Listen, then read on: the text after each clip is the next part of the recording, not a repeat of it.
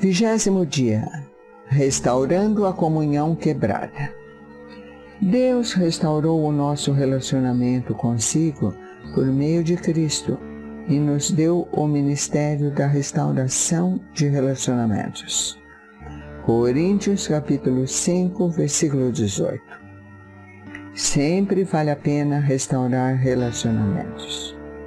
Uma vez que a vida consiste em aprender a amar, Deus quer que valorizemos os relacionamentos e nos esforcemos para mantê-los, em vez de descartá-los, sempre que houver um desacordo, uma mágoa ou um conflito. Na verdade, a Bíblia diz que Deus nos deu o ministério da restauração de relacionamentos.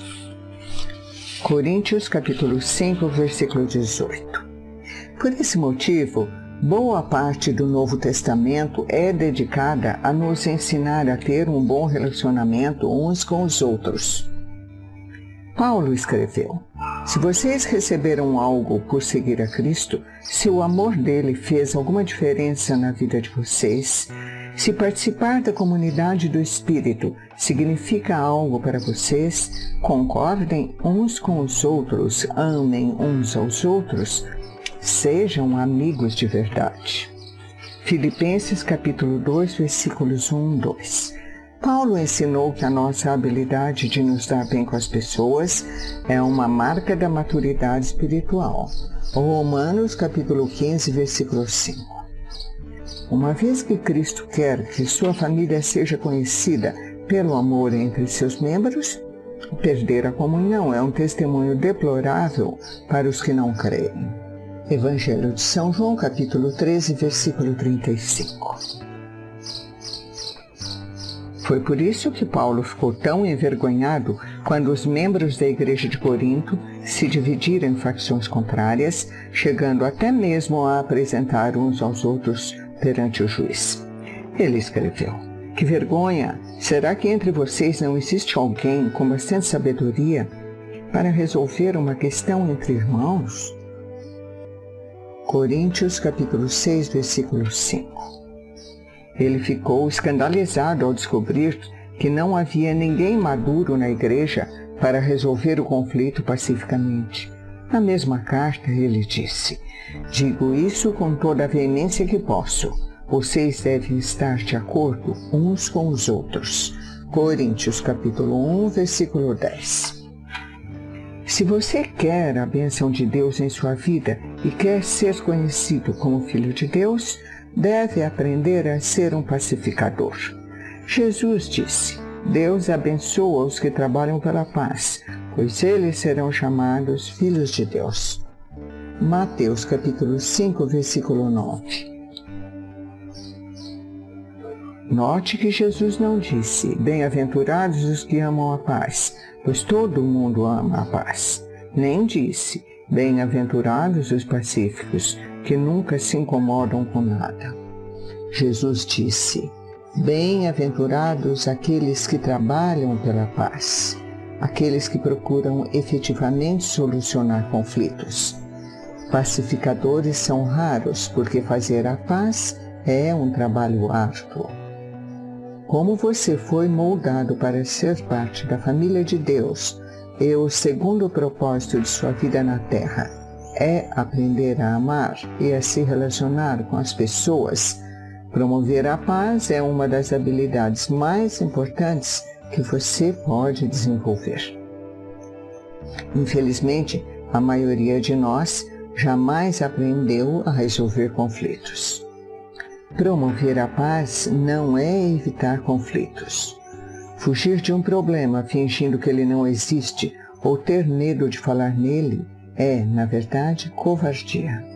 Jesus, o príncipe da paz, nunca teve medo de conflitos. Em determinada ocasião, ele provocou um conflito para o bem de todos. Algumas vezes precisamos evitar conflitos, outras precisamos criá-los e ainda outras precisamos solucioná-los. É por isso que precisamos orar pedindo a direção contínua do Espírito Santo. Pacificar também não é acalmar. Sempre desistir, agir como capacho e permitir que os outros sempre o atropelem não era o que Jesus tinha em mente. Ele se recusou a voltar atrás em muitas questões, sustentando seus argumentos em face de uma oposição diabólica. Como restaurar um relacionamento? Como crentes, Deus nos chamou para ajustar nossos relacionamentos uns com os outros. Coríntios capítulo 5, versículo 18. Seguem 7 passos bíblicos para a restauração da comunhão. Fale com Deus antes de falar com a pessoa. Converse sobre o conflito com Deus. Se antes de mais nada você for orar a respeito do conflito, em vez de fofocar com um amigo, descobrirá que, em geral, ou Deus muda o seu coração, ou muda o coração da outra pessoa, sem sua ajuda. Todos os seus relacionamentos seriam mais tranquilos se você tão somente orasse mais a respeito deles. Assim como Davi compôs seus salmos, use a oração para desabafar verticalmente. Conte a Deus suas frustrações, grite por sua ajuda. Ele nunca fica surpreso ou chateado com sua raiva, mágoa, insegurança ou qualquer outra emoção. Diga-lhe, portanto, exatamente como se sente. A maioria dos conflitos tem suas razões em necessidades não satisfeitas. Algumas dessas necessidades só podem ser alcançadas por Deus. Quando você espera que uma pessoa, qualquer amigo, mulher, chefe ou membro da família, satisfaça uma necessidade que somente Deus pode atender, você está se candidatando à amargura e à decepção. Ninguém pode suprir todas as suas necessidades, exceto Deus. O apóstolo Tiago notou que muitos de nossos conflitos são causados por falta de oração. De onde vêm as guerras e contendas que há entre vocês? Vocês cobiçam coisas e não as têm. Não têm porque não pedem. Tiago, capítulo 4, versículos 1, 2. Em vez de confiarmos em Deus, confiamos que os outros nos farão felizes. E então nos zangamos quando eles nos decepcionam. Deus diz: por que vocês não veem primeiro a mim? Tome sempre a iniciativa. Não importa se você ofendeu ou foi ofendido. Deus espera que você dê o primeiro passo. Não espere pela outra parte. Vá primeiro a ela. Restaurar a comunhão perdida é tão importante que Jesus ordenou, até mesmo, que tivesse precedência sobre o culto de adoração. Ele disse: se você entrar no lugar da adoração e na hora de entregar a oferta você, repentinamente, se lembrar de um rancor que um amigo tem contra você, abandone sua oferta, deixe-a imediatamente, procure esse amigo e acerte as contas com ele. Então, só depois de fazer isso, volte e acerte as coisas com Deus. Mateus capítulo 5, versículos 23 e 24. Quando a comunhão é prejudicada ou rompida, planeje imediatamente uma conferência de paz. Não fique procrastinando, arrumando desculpas, nem prometa: dou um jeito nisso um dia desses. Programe um encontro o mais rápido possível. Demoras só aprofundam os sentimentos e pioram a situação. Quando se trata de conflitos, o tempo não dura nada. Ele faz que as mágoas se aprofundem. Agir rapidamente também reduz os danos espirituais para você. A Bíblia diz que o pecado, o que inclui conflitos não resolvidos, bloqueia a comunhão com Deus e impede que as orações sejam respondidas. Pedro, capítulo 3, versículo 7. Provérbios, capítulo 28, versículo 9. Além de nos tornar infelizes. Os amigos de Jó lembraram a ele que ficar desgostoso e amargurado é loucura, é falta de juízo que leva à morte. lembram também que, com sua raiva, você só está se ferindo. Jó, capítulo 5, versículo 2, capítulo 18, versículo 4. O sucesso de uma conferência de paz, em geral, depende de escolher o momento e o local adequados. Não se reúna se você estiver cansado, apressado ou se for interrompido. O melhor momento é quando ambos estão tranquilos. Tenha compaixão pelos sentimentos dos envolvidos. Use mais os ouvidos do que a boca. Antes de procurar solucionar qualquer desavença, você deve primeiro dar ouvidos aos sentimentos das pessoas. Paulo aconselhou que ninguém procure somente os seus próprios interesses, mas também os dos outros. Filipenses capítulo 2, versículo 4. A frase cuidar de é a palavra grega skopos, de onde formamos as palavras telescópio, microscópio. Significa prestar total atenção. Concentre-se em seus sentimentos e não nos fatos. Comece pela compaixão e não pela solução.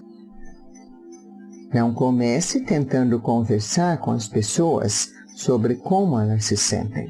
Apenas ouça-as e deixe-as descarregar emocionalmente, sem ficar na defensiva.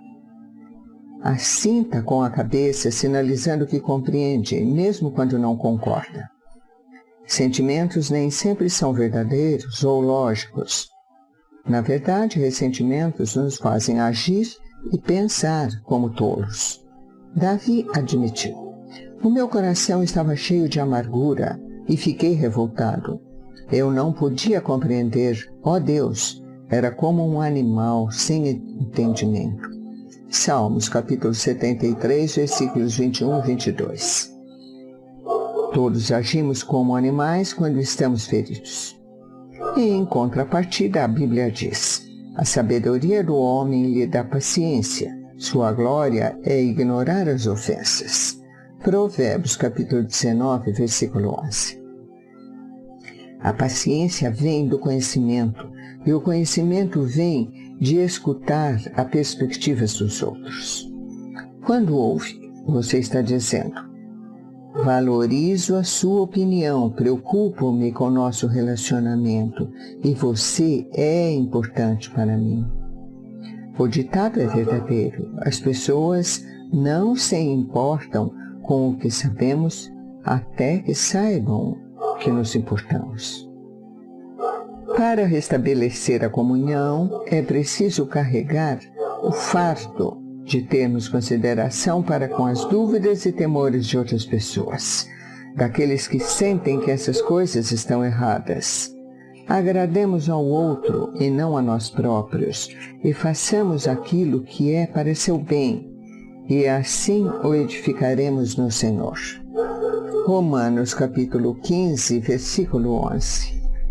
É sacrificante absorver pacientemente a raiva dos outros, sobretudo quando ela é infundada.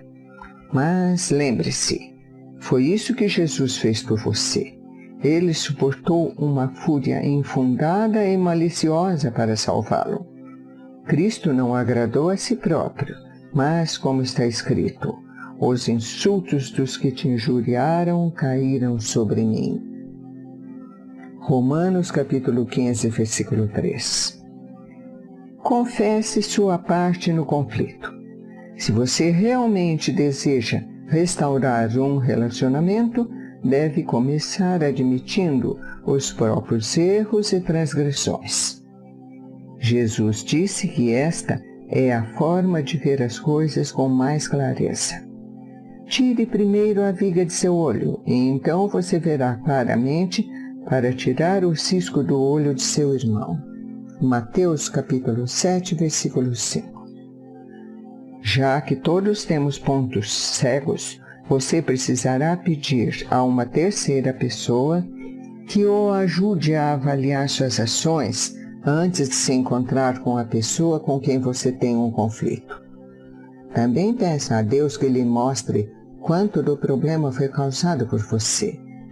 Pergunte: sou eu o problema? Estou sendo irrealista, insensível ou sensível demais?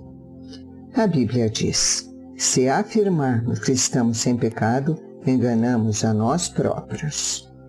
Evangelho de São João, capítulo 1, versículo 8. A confissão é uma ferramenta poderosa para a reconciliação. Frequentemente, a forma de lidarmos com um conflito cria um problema ainda maior do que o problema inicial em si. Quando você começa admitindo humildemente os seus erros, isso neutraliza a raiva da outra pessoa e desarma o seu ataque, porque ela provavelmente esperava que você ficasse na defensiva. Não dê desculpas, nem transfira a culpa. Apenas confesse, sinceramente, qualquer participação que você tenha tido no conflito. Aceite a responsabilidade pelos seus erros e peça perdão. Invista contra o problema, não contra a pessoa. Não há como solucionar o problema se você estiver preocupado em identificar a culpa. Você terá de fazer uma escolha. A Bíblia diz: a resposta calma desvia a fúria, mas a palavra ríspida desperta a ira. Provérbios capítulo 15, versículo 1. Você nunca se fará entender estando zangado, então escolha cuidadosamente as palavras. Uma resposta branda é sempre melhor que uma resposta sarcástica. Na solução de conflitos, a maneira que você fala é tão importante quanto o que você fala. Se você falar de forma ofensiva, a outra pessoa ouvirá de forma defensiva. Deus nos diz: quem tem coração sábio é conhecido como uma pessoa compreensiva. Quanto mais agradáveis são as suas palavras, mais você consegue convencer os outros. Provérbios capítulo 16, versículo 21. Irritar as pessoas jamais funciona e você nunca é persuasivo quando é áspero. Durante a Guerra Fria, ambos os lados concordaram em que algumas armas eram tão destrutivas que jamais deveriam ser usadas. Atualmente, as armas químicas e biológicas foram banidas e os estoques de armas nucleares estão sendo reduzidos e destruídos. Para o bem da comunhão, você deve destruir seu arsenal de armas nucleares relacionais, ou seja, condenar, menosprezar, comparar, rotular, insultar, ser irônico e sarcástico. Paulo resume tudo isso desta forma: não digam que palavras fazem mal aos outros, mas usem apenas palavras boas, que ajudam os outros a crescer na fé e a conseguir o que necessitam, para que as coisas que vocês dizem façam bem aos que ouvem. Efésios capítulo 4, versículo 29. Coopere tanto quanto possível. Paulo disse: façam todo o possível para viver em paz com todas as pessoas. Romanos capítulo 12, versículo 18. A paz tem sempre uma etiqueta de preço. Às vezes custa o nosso orgulho, frequentemente custa o nosso egoísmo. Pelo bem da comunhão, faça o melhor que puder para chegar a um acordo. Adapte-se aos outros e mostre preferência pelas necessidades deles. Romanos capítulo 12, versículo 10, Filipenses capítulo 2, versículo 3. Uma paráfrase da 7ª bem-aventurança de Jesus diz: você é bem-aventurado quando mostra às pessoas como cooperarem em vez de competirem e brigarem. É então que você descobre quem realmente é e o seu lugar na família de Deus. Mateus capítulo 5, versículo 9. Dê ênfase à reconciliação, não à solução. Não é realista esperar que todos concordem a respeito de tudo. A reconciliação se atém ao relacionamento, enquanto a solução se atém ao problema. Quando focamos a reconciliação, o problema perde importância e não raro se torna irrelevante. Podemos restabelecer um relacionamento mesmo quando somos incapazes de resolver nossas diferenças. Os cristãos muitas vezes discordam sincero e legitimamente, dando opiniões divergentes. Mas podemos discordar sem ser desagradáveis. O mesmo diamante tem diferentes aspectos quando visto de diferentes ângulos. Deus espera unidade, não uniformidade. Podemos caminhar de braços dados sem concordarmos em todos os assuntos. Isso não significa que você deva desistir de encontrar uma solução. Você pode precisar continuar conversando e até mesmo discutindo, mas faça isso com espírito de harmonia. Reconciliação significa fazer as pazes, não necessariamente esquecer o assunto. Com quem você precisa entrar em contato por causa deste capítulo? Com quem você precisa restaurar a comunhão? Não demore mais nem um segundo. Dê uma parada agora mesmo e converse com Deus sobre essa pessoa. Então, pegue o telefone e comece o processo. Esses 7 passos são simples, mas não são fáceis. É necessário muito esforço para restaurar a comunhão com alguém.